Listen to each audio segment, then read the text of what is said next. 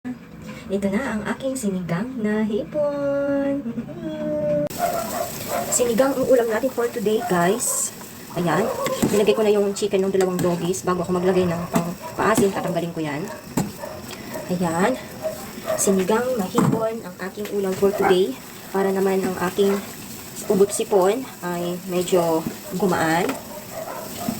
So, ito. Ilalagay ko na ang aking hipon.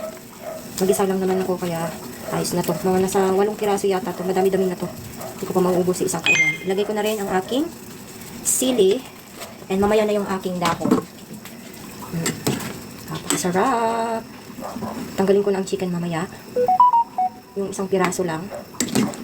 Para sa 2 doggies. Hindi ko sila binibigyan ng sobrang daming meat. Kasi nasasanay sila. Puro meat na lang yung kinakain. Hinihimay-himay ko lang yan. Yan.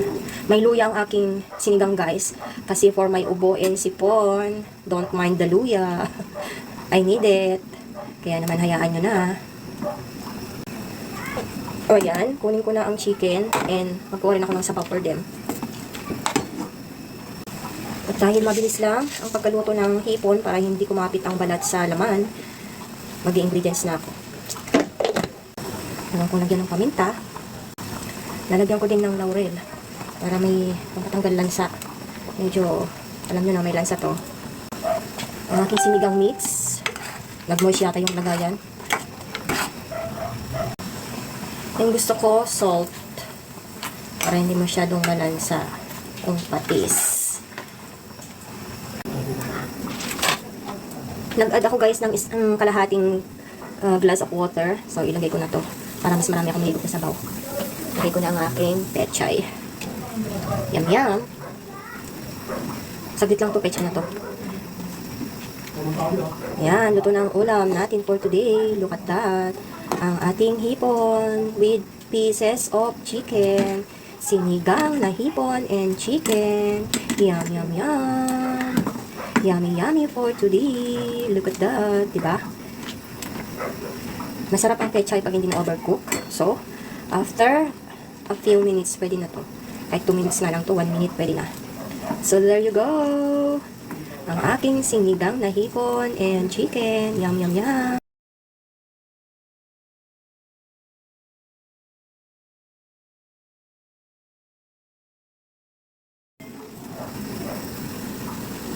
Ito na, guys, ang aking sinigang na hipon for today. Yum, yum, yum. Super pawis kong nagluto. Makakakain na ako. Let's eat. Tara na. Tara na, guys, kain na tayo. Ang gamot, kapag, naalala nyo ba? Kapag tayo yung may lagnat noon, tsaka ka na makakainom ng ganito. Pag may lagnat. Pero actually sa amin hindi naman. Kasi sina lolo, tita, bumibili din naman sina lola noon, maliliit kami. Pero mostly talaga, nakakainom ka lang ng royal kapag may lagnat ka. Yan. With Skyflakes pa. Mapait kasi ang panlasa ko. Tsaka nagsinigang rin ako. Para naman maging maayos ang panlasa ko. So you go. Sinigang na hipon. With gulay, syempre. And sili, don't forget. Masarap pag may sili. I had extra soup right here. And I will do like this. Sip it. Nalalasahan ko, guys. Actually, hindi masyado, pero mas okay. Kasi nga may asim. I want to put soup again right here.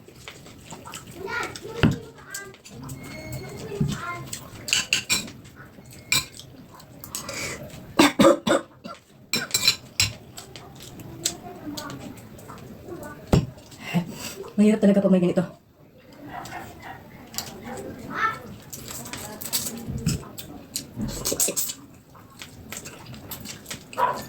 Actually, nahirapan ako maghanap nito. Gusto ko yung kasalo na kasi mas tipid. Kesa naman dun sa mismo. Yung mismo, isang ano mo lang, mga ilang lagok lang yon, bus na. Yung kagaya nitong kasalo, pwede ko pa siyang inumin 3 times. Para tipid, di ba? Konti na lang ang diferensya sa presyo. Bakit hindi na lang yan ang hanapin ko? Pero nahirapan ako. Doon pa ako sa dulo nakahanap. Kay Ate Lea pa ako nakahanap nito. Ang layo doon sa bungad pa, malapit sa palengke.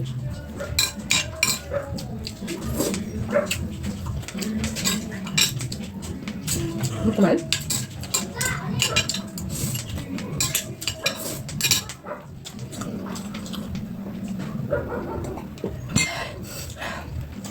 Bababay na ako guys.